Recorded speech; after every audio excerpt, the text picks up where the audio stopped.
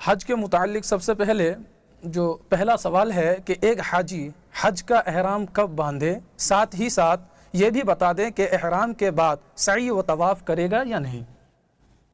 لک الحمد یا اللہ وعلیک الصلاۃ والسلام یا رسول اللہ صلی اللہ تعالی علیہ وسلم۔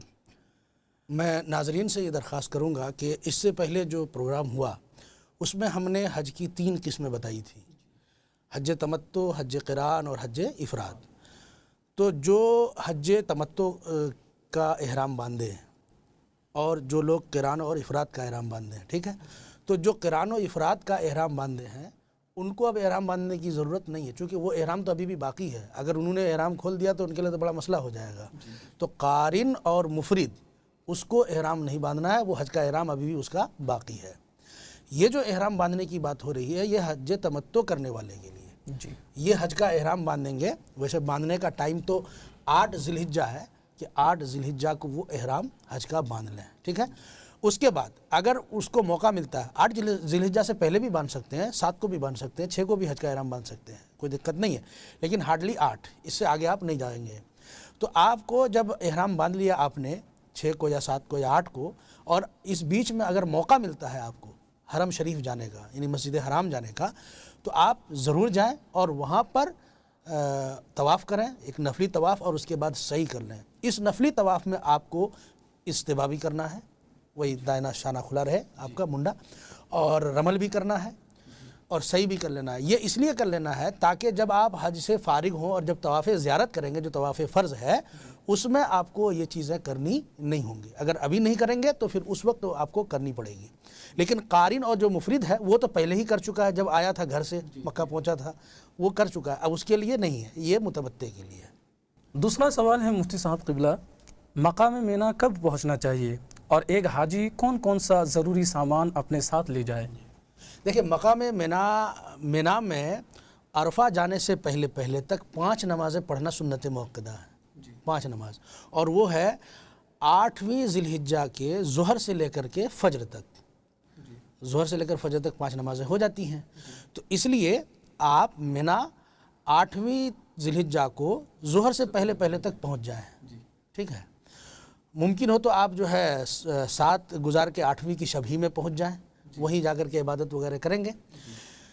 لیکن ظہر کے بعد اگر آپ پہنچ رہے ہیں یا ظہر کا وقت گزر چکا ہے تب آپ پہنچ رہے ہیں، عموماً ایسا ہی ہوتا ہے۔ معلم حضرات کیا کرتے ہیں کہ 8 تاریخ کو دن گزر کے شام کے وقت جو ہے وہ گاڑی بسیں لاتے ہیں اور اپنے ماتحت جو حاجی ہوتے ہیں ان کو مینا پہنچاتے ہیں، چونکہ ان لوگوں کو تھوڑا سا مطلب بچانے وچانا بھی رہتا ہے، وہاں پہلے لے جائیں گے تو زیادہ خرچہ ہوگا۔ تو خیر جو بھی صورت ہے، بہرحال معلم لوگ ایسا کرتے ہیں۔ تو حاجیوں کو چاہیے کہ وہ اس بات کا خاص خیال رکھیں کہ آپ کو مینا میں عرفات جانے سے پہلے 5 وقت کی نماز وہاں پڑھنی ہے، اور وہ ہے ظہر سے لے کر کے فجر، 8ویں کی ظہر سے لے کر کے 9ویں ذی الحجہ کی فجر کی نماز وہاں پر پڑھنی ہے۔ دوسری بات، آپ کو ساتھ میں کیا لے جانا، یہ بہت امپورٹنٹ سوال ہے۔ ایسا نہیں ہے کہ آپ مکہ سے مینا کے لیے روانہ ہوئے تو یوں آپ چل دیے، بلکہ آپ کو 5 دن گزارنے ہیں وہاں پر، تو اس لیے ان تمام چیزوں کا اہتمام آپ کو کرنا ہے۔ آپ اپنے ساتھ تسبیح، مصلی اور 1-2 بیڈ شیٹ ضرور رکھ لیں، اور ساتھ میں کھانے پینے کا کچھ سامان بھی رکھ لیں، جیسے ستو ہے، کھجور وغیرہ ہے، یہ ضرور رکھ لیں۔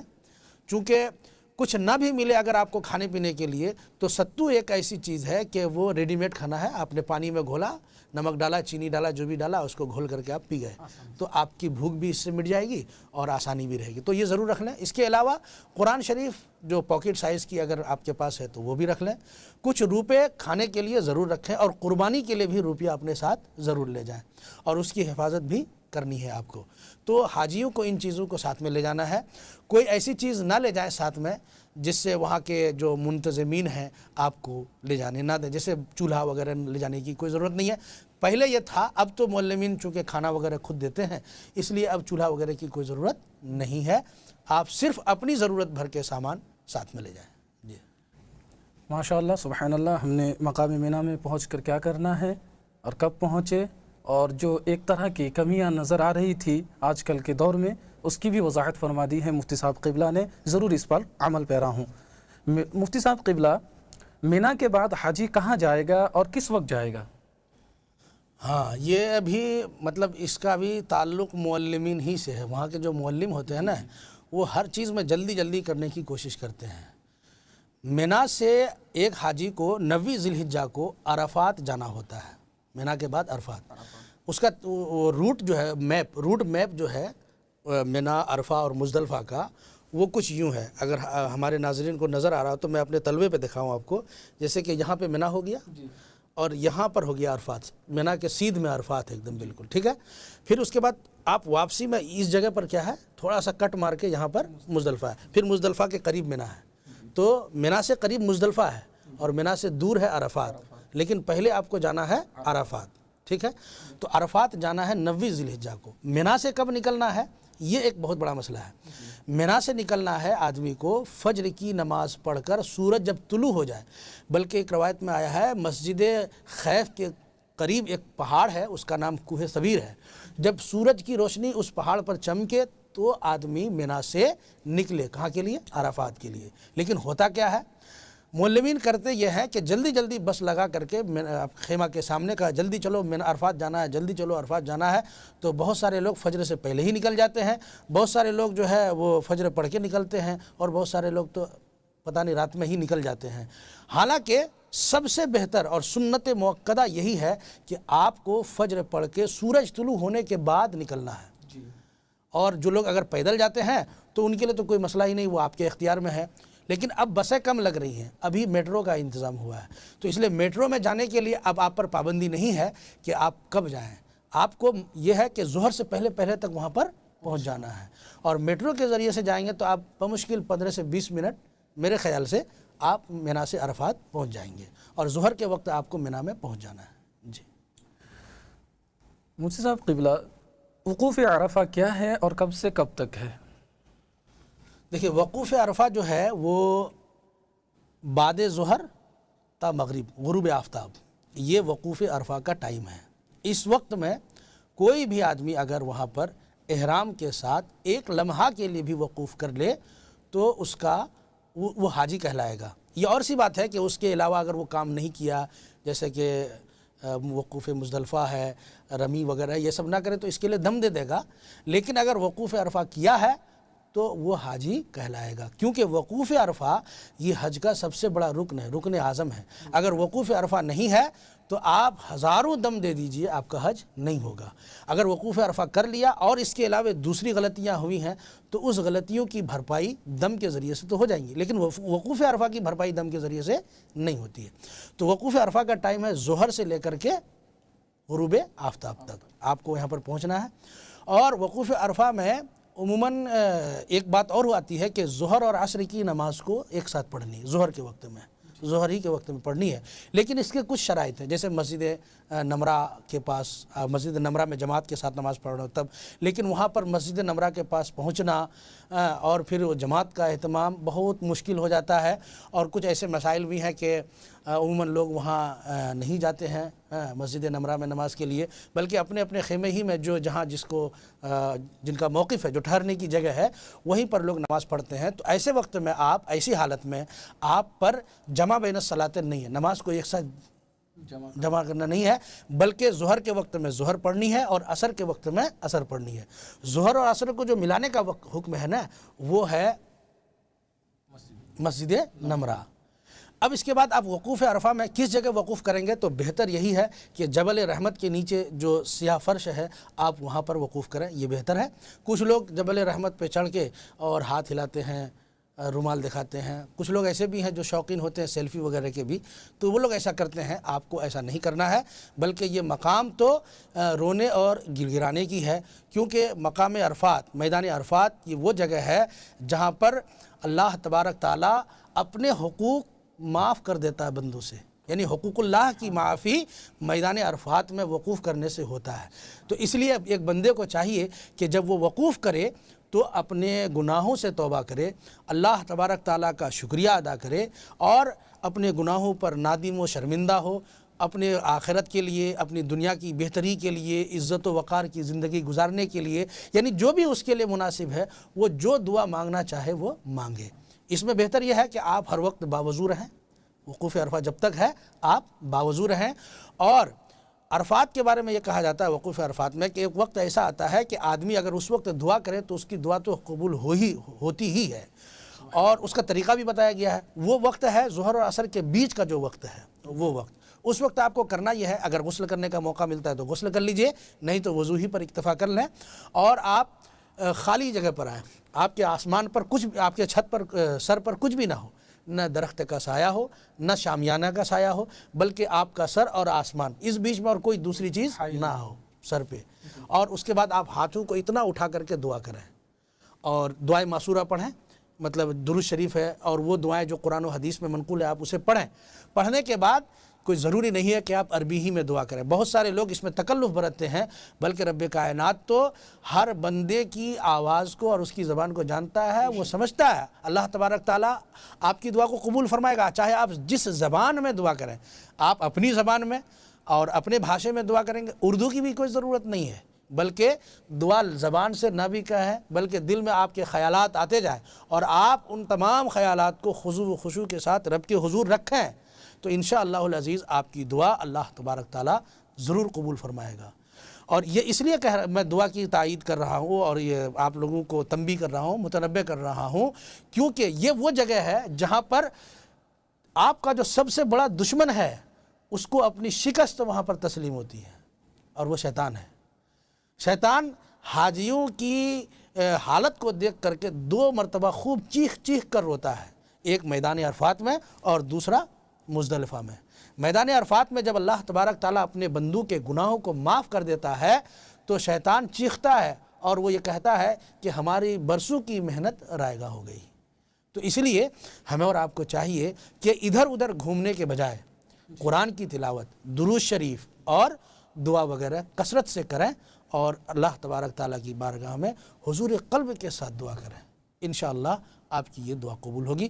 تو یہ پورے ظہر سے لے کر کے غروب آفتاب تک، اب کتنی اہمیت ہے دعا کی وقوف عرفہ میں، اس کا اندازہ آپ یہ لگائیے کہ یہ جو دونوں نماز کو ایک ساتھ پڑھنے کا حکم ہے نا، ظہر کو اور عصر کو ظہر کے وقت میں پڑھنا، یہ صرف اس لیے دیا گیا اتنا لمبا وقت ہے تاکہ بندے کھل کر، ہے نا، جی بھر کر دعا مانگیں، جبکہ نماز کو اس کی اوقات میں پڑھنا فرض ہے، لیکن بندے کی دعا کا اتنا خیال ہے، اللہ تبارک تعالیٰ نے بندہ کے دعا کا اتنا اہتمام فرمایا کہ 2 نماز کو ایک جگہ ایک ساتھ کر دیا تاکہ اس کو لمبا وقفہ ملے اور دعا کرتا رہے، اور میں اس کی دعائیں قبول کرتا رہوں۔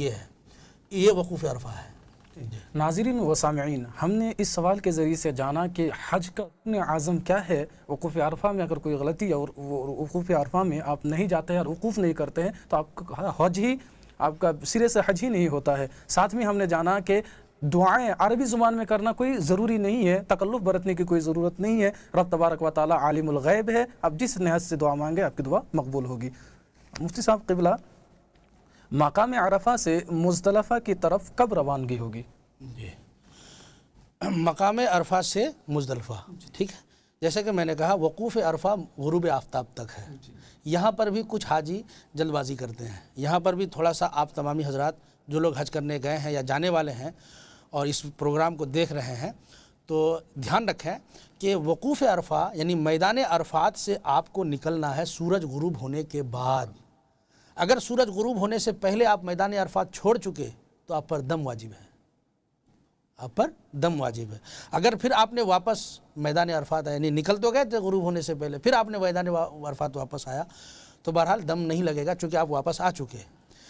یہ کیے، یہاں پر 2 چیزیں ہیں، ایک ہے آپ موقف میں یعنی جہاں آپ قیام کیے تھے، ٹھہرے تھے وہاں پر، اور ایک ہے میدان عرفات کو چھوڑنا، اس کی حد سے باہر نکلنا۔ تو غروب آفتاب سے پہلے اپنے موقف سے بھی ہٹنا منع ہے۔ میدان عرفات تو ابھی باؤنڈری پار جانا تو الگ بات ہے، اپنی جگہ کو چھوڑنا بھی غروب آفتاب سے پہلے منع ہے۔ اگر چھوڑ دیں گے تو دم تو نہیں ہوگا لیکن بہرحال منع ہے، اور عرفات کا باؤنڈری چھوڑ دیتے ہیں اگر وہ غروب سے پہلے تب تو پھر دم ہے، واپس آ جائیے غروب ہونے سے پہلے اور پھر آپ دوبارہ نکلیے تو دم ساقط۔ لیکن اگر واپس نہیں آئے اور آپ نکل گئے مزدلفہ کے لیے تو آپ پر ایک دم واجب، ٹھیک۔ اب آپ کو عرفات سے نکلنا ہے غروب آفتاب کے بعد، آپ کو آنا ہے مزدلفہ۔ آپ پیدل بھی آ سکتے ہیں اور آپ میٹرو کے ساتھ بھی آ سکتے ہیں، وہاں بھی میٹرو کا انتظام ہے۔ آپ جب عرفات سے چلیں گے مزدلفہ تو اس بیچ میں مغرب کی نماز نہیں پڑھنی ہے، مغرب کی نماز نہیں پڑھنی ہے، بلکہ وضو وغیرہ کا ہی انتظام کر لینا ہے آپ کو۔ مغرب کی نماز اور عشاء کی نماز میدان عرفات میں عشاء کے وقت میں پڑھنی ہے، عشاء کے وقت میں پڑھنی ہے۔ مغرب کا وقت نکل چکا ہوگا اور آپ کو عشاء کے وقت میں مغرب اور عشاء کی نماز پڑھنی ہے۔ اس کا طریقہ کیا ہوگا؟ اس کا طریقہ یہ ہوگا کہ پہلے مغرب کی نماز پڑھیں گے، پھر مغرب کی نماز فرض نماز پڑھ کر کے فوراً عشاء کی فرض نماز پڑھیں گے۔ اس سے جب فارغ ہو جائیں گے تو پھر مغرب کی سنت پڑھیں گے، پھر مغرب کی سنت پڑھنے کے بعد عشاء کی سنت، نفل، وتر وغیرہ پڑھیں گے۔ یہ طریقہ ہے نماز پڑھنے کا مزدلفہ میں۔ مزدلفہ میں ٹھہرنا کہاں ہے؟ تو اس بات کا بھی خاص خیال رکھیں کہ مزدلفہ بہت لمبا چوڑا میدان ہے، چاروں طرف سے پہاڑ بھی ہے، اور جو اس کا انٹری گیٹ ہے، جو راستہ ہے، لوگ وہیں پر زیادہ تر ٹھہر جاتے ہیں اور ایک بھیڑ لگ جاتی ہے۔ آپ کو کرنا یہ ہے کہ آپ وہاں نہ رکیں، آپ اندر گھس جائیے۔ بہت لمبی جگہ ہے مزدلفہ میں ٹھہرنے کے لیے، بہت جگہ مل جائے گی۔ ہاں اتنا ضرور ہے کہ آپ اتنا آگے نہ بڑھ جائیں کہ آپ منا کے حدود میں گھس گئے، چونکہ میں نے بتایا کہ منا سے قریب مزدلفہ ہے، عرفات بہت دور ہے، تو ایسا نہیں ہو کہ واپسی میں مزدلفہ کو پار کرتے کرتے کرتے آپ منا کے حدود میں اگر منا کے حدود میں آ جائیں گے تو پھر دم کا مسئلہ آ جائے گا۔ تو آپ کو کہاں رہنا ہے؟ مزدلفہ میں۔ اور رات بھر کیا کرنی ہے؟ عبادت کرنی ہے، دعائیں مانگنی ہے، تسبیح و تحلیل کرنا ہے، نماز پڑھنی ہے اور نوافل وغیرہ کرنا ہے۔ یہاں پر بھی مغرب اور عشاء کی نماز کو عشاء کے وقت میں پڑھنے کے لیے اس لیے حکم دیا گیا کہ اگر آپ مغرب کے وقت میں ہی مزدلفہ پہنچ گئے تو سب سے پہلے آپ دعا وغیرہ میں لگ جائیے، اور یہاں پر خوب دعا مانگیے۔ یہاں پر اللہ تبارک تعالیٰ بندے کے حقوق معاف کرتا ہے، یعنی عرفات میں تو اپنے حقوق معاف کیا، اور اگر یہاں پہنچا ہے وہ تو اگر اس پر بندے کے حقوق ہیں تو اللہ تعالیٰ اسے معاف کرتا ہے۔ اسے معاف کرنے کا مطلب یہ ہوا کہ اللہ تعالیٰ اس بندے پر جو حق داروں کا حق ہے نا وہ اپنی طرف سے ادا کر دے گا۔ یہ عرفات کی فضیلت ہے۔ یہاں پر رکنا کب تک ہے؟ یہاں پر رکنا ہے طلوع آفتاب تک، 10ویں ذی الحجہ کے طلوع آفتاب تک۔ جی۔ اور اور وقوف کا ٹائم کیا ہے؟ وقوف کا وجوبی ٹائم ہے طلوع فجر سے لے کر طلوع آفتاب کے بیچ میں، مزدلفہ میں طلوع فجر سے طلوع آفتاب کے بیچ میں ٹھہرنا۔ یہاں پر بھی کچھ لوگ دھوکا ہو جاتا ہے، چونکہ روشنی کا اتنا انتظام ہے نا کہ لوگ یہ سمجھتے ہیں کہ سورج طلوع نہیں، فجر طلوع ہو گیا تو وہ سمجھتے ہیں کہ اب چلنے کا وقت ہو گیا۔ اور دھوکا اس لیے بھی ہو جاتا ہے کہ حرم شریف کی جو اذان ہوتی ہے نا وہ قانون میں آتی ہے، حالانکہ وہ اذان جو ہے تہجد کے لیے دیتے ہیں۔ وہاں 2 اذان ہوتی ہے، ایک تہجد کی اذان ہوتی ہے اور ایک فجر کی اذان ہوتی ہے۔